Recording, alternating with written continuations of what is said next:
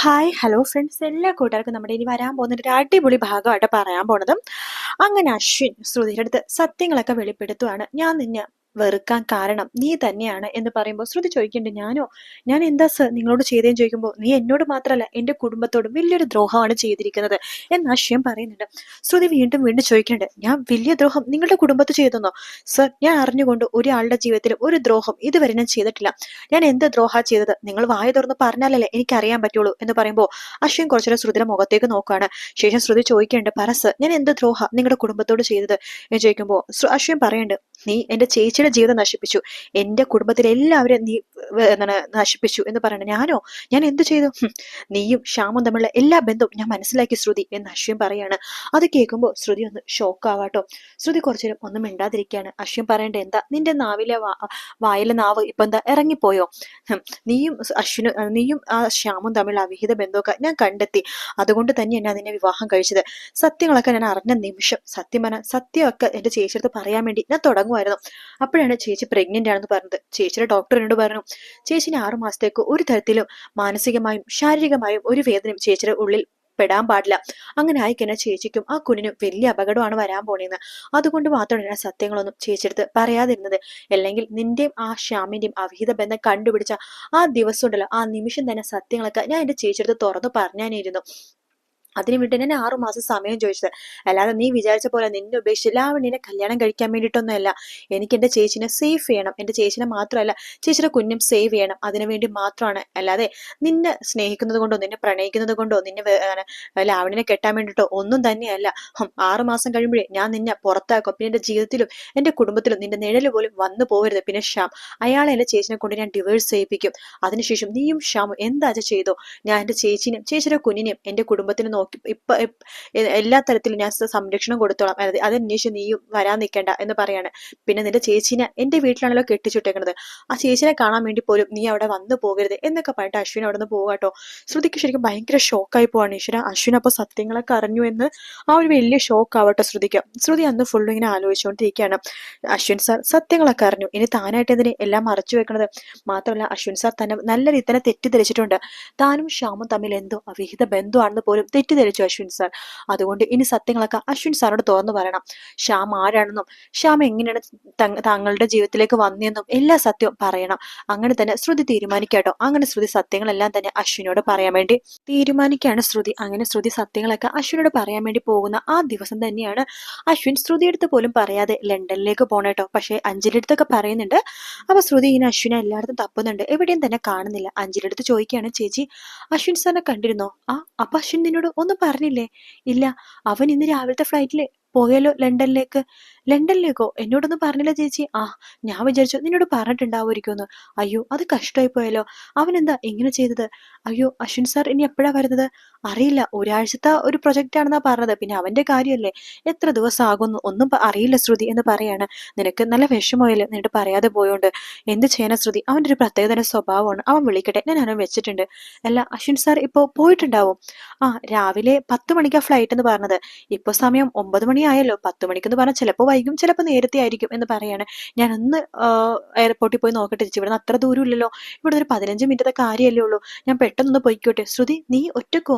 അതെ ചേച്ചി, ഞാൻ പെട്ടെന്ന് പോയിക്കോളാം, ഒരു ടാക്സി വിളിച്ച് പോയിക്കോളാം എന്ന് പറഞ്ഞിട്ട് ശ്രുതി അപ്പൊ തന്നെ പേഴ്സൊക്കെ എടുത്തിട്ട് അവിടെ നിന്ന് എടുത്ത് ഓടുവാട്ടോ. പേഴ്സിൽ പൈസ ഉണ്ടെന്ന് പോലും ശ്രുതി നോക്കുന്നില്ല. പേഴ്സിൽ വെറും ഒരു 500 രൂപ മാത്രമേ ഉണ്ടായിരുന്നുള്ളൂ. അങ്ങനെ ശ്രുതി ടാക്സി പിടിച്ചിട്ട് എയർപോർട്ടിലേക്ക് പോവാണ്.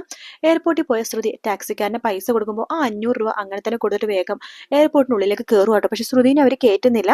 ടിക്കറ്റ് ഇല്ലാതെ അകത്ത് കയറ്റാൻ പറ്റില്ലെന്ന് പറയാണ്. അപ്പൊ ശ്രുതി നോക്കുമ്പോഴേക്കും അശ്വിനെ ദൂരത്ത് നിന്ന് കാണുന്നുണ്ട് കേട്ടോ.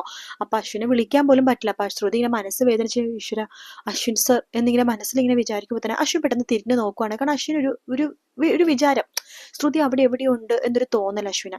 അങ്ങനെ അശ്വിൻ തിരിഞ്ഞു നോക്കുമ്പോഴേക്കും ശ്രുതിനെ അവിടെ കാണും കേട്ടോ. അശ്വിന് ഭയങ്കര സന്തോഷമാവാണ്. അശ്വിൻ ഓടി പുറത്തേക്ക് കടക്കുവാണ്. ആ സമയത്ത് ശ്രുതി പറയുന്നുണ്ട്, അശ്വിൻ സാർ, എനിക്ക് നിങ്ങളോട് സംസാരിക്കാനുണ്ട്. അർജന്റായിട്ട് കുറച്ച് കാര്യങ്ങൾ നിങ്ങളോട് പറയാനുണ്ട്. നിങ്ങൾ എന്നെ തെറ്റിദ്ധരിച്ചിരിക്കുകയാണ്. എനിക്കൊരു 10 മിനിറ്റ് സമയം തരണം. ശ്രുതി, സോറി, എനിക്ക് ഫ്ലൈറ്റിന് സമയമായി എന്ന് പറയാണ്. സാർ, 10 മിനിറ്റ്, അതെ, ഒരാളും കൂടി ഇപ്പൊ വരും, അതിനുശേഷം സാറിനോട് ഞാൻ സത്യങ്ങളൊക്കെ പറയാം എന്ന് പറയാണ്. ശേഷം ശ്രുതി കുറച്ചങ്ങോട്ട് മാറി നിന്ന് ഫോൺ വിളിക്കുകയാണ് ഷാമിനായിട്ട്. ഷാമിനോട് പറയുന്നുണ്ട്, ശ്യാം, നിങ്ങൾ എത്രയും പെട്ടെന്ന് എയർപോർട്ടിലേക്ക് എത്തണം. ഇന്ന് അശ്വിൻ സാറിനോട് എല്ലാ സത്യവും നിങ്ങൾ പറയണം. ഞാൻ നിങ്ങളെ സ്നേഹിച്ചിട്ടില്ലെന്നും എന്താണ് ഉണ്ടായ കാര്യങ്ങളൊക്കെ നിങ്ങൾ വന്ന് പറയണമെന്ന് പറയാണ്. അതിനെന്താ ശ്രുതി, ഞാൻ എല്ലാം പറയാലോ അശ്വിനോട് എന്ന് പറയാം കേട്ടോ. പക്ഷെ ശ്യാം ചതിക്കും കേട്ടോ, ശ്യാം വരില്ല, ശ്യാം അങ്ങനെ വീട്ടിൽ തന്നെ കുത്തിയിരിക്കുകയാണ്. ശ്രുതിയാണെങ്കിൽ ശ്യാമിനെയും കാത്ത് ഇങ്ങനെ ഇരിക്കും കേട്ടോ. അതിനുശേഷം 10 മിനിറ്റ് ആകുമ്പോഴേക്കും ശ്രുതിയുടെ അശ്വിൻ പറയുന്നുണ്ട് 10 മിനിറ്റ് ഇനി ഞാൻ പോകുവാണ് എന്ന് പറഞ്ഞിട്ട് എയർപോർട്ടിന്റെ ഉള്ളിലേക്ക് പോവാട്ടോ. ശ്രുതിക്ക് ഭയങ്കര വിഷമവും. ശ്രുതി ഇങ്ങനെ അപ്പൊ ആ സമയത്ത് അശ്വിനെ അകത്തേക്ക് ഇങ്ങനെ പോണ സമയത്ത് ശ്രുതിനെ കുറിച്ചുള്ള വിചാരം മാത്രമാട്ടോ. ഇല്ല, എനിക്കൊരിക്കലും ഇവളെ ഉപേക്ഷിച്ച് പോകാൻ പറ്റില്ല, എനിക്ക് ഇവളെ കാണാതെ ഒരു ദിവസം പോലും ഇരിക്കാൻ പറ്റില്ല, എനിക്ക് ഇവളെ കാണണം എന്നൊക്കെ പറഞ്ഞിട്ട് അശ്വിൻ സന്തോഷത്തോടു കൂടി തന്നെ ശ്രുതിയുടെ അടുത്തേക്ക് തിരിച്ചു പോകാൻ പോകുമ്പോഴേക്കും അശ്വിനെ കുറച്ച് ഗുണ്ടകൾ തട്ടിക്കൊണ്ട് പോകുവാട്ടോ. ശ്രുതിയാണെങ്കിൽ എയർപോർട്ടിന്റെ പുറത്ത് ഇങ്ങനെ കാത്തിരിക്കുകയാണ് അശ്വിന്റെ ആ ഒരു ഫ്ലൈറ്റ് പോകുന്നത് കാണാനായിട്ട്. അങ്ങനെ ലണ്ടനിലേക്കുള്ള ഫ്ലൈറ്റ് പോയിട്ടോ. ശ്രുതി ആ ഫ്ലൈറ്റ് ഇങ്ങനെ പോണതും ഇങ്ങനെ ആകാശത്തേക്ക് നോയിക്കൊണ്ടിരിക്കുകയാണ്. ശേഷം ടാറ്റയ്ക്ക് ഇങ്ങനെ കൊടുക്കുന്നുണ്ട്. പക്ഷെ ശ്രുതിയുടെ വിചാരം അശ്വിൻ ലണ്ടനിലേക്ക് പോയതാണ്. ശ്രുതിയുടെ മാത്രമല്ല വീട്ടിലെല്ലാവരുടെയും വിചാരം അശ്വിൻ ലണ്ടനിലാണെന്നാണ്. പക്ഷെ അശ്വിൻ ലണ്ടനിൽ നിന്നല്ല, അശ്വിനെ ശ്യാമിന്റെ ഗുണ്ടകൾ ഒരു സ്ഥലത്ത് തടവറയിൽ വെച്ചിരിക്കുക കേട്ടോ. അത് കഴിഞ്ഞിട്ട് ഭയങ്കര പ്രണയത്തിന്റെ സീനൊക്കെ കേട്ടോ. അശ്വിനെ രക്ഷിക്കാൻ വേണ്ടി ശ്രുതി പുറപ്പെടുന്ന ഭാഗമുണ്ട്. ശ്രുതിനെ അതില് എന്താണ് കൂടെ ഉണ്ടാവുന്നത് നമ്മുടെ മനോരമയാട്ടോ. മനോരമയും ശ്രുതിയും കൂടിയിട്ടാണ് സത്യം പറഞ്ഞാൽ അശ്വിനെ കണ്ടുപിടിക്കുന്നത്, ആ ഒരു സ്ഥലത്ത് നിന്ന് കണ്ടുപിടിക്കുന്നത്. അതിനുശേഷം അശ്വിന് ശ്രുതിയുടെ ഭയങ്കര പ്രണയം തോന്നുന്നുണ്ട്. കാരണം അശ്വിന ആ ഒരു അവസ്ഥയിൽ ശ്രുതി കഷ്ടപ്പെട്ട് കണ്ടുപിടിക്കുന്നുണ്ട് അശ്വിന. അത് മാത്രമല്ല, നാളത്തെ ആ ഒരു ഫുൾ പ്രൊമോ ഇതുവരെ വന്നിട്ടില്ല. സാധാരണ ബുധനാഴ്ച ഒരു ഫുൾ പ്രൊമോ വരാറുണ്ടല്ലോ, അത് വന്നിട്ടില്ല കേട്ടോ. ആ പ്രൊമോയിൽ മിക്കവാറും കാണിക്കാൻ പോണ വേറെ ഒന്നുമല്ല, നമ്മുടെ ശ്രുതി ആത്മഹത്യക്ക് ശ്രമിക്കുന്ന സീൻ ഉണ്ടല്ലോ.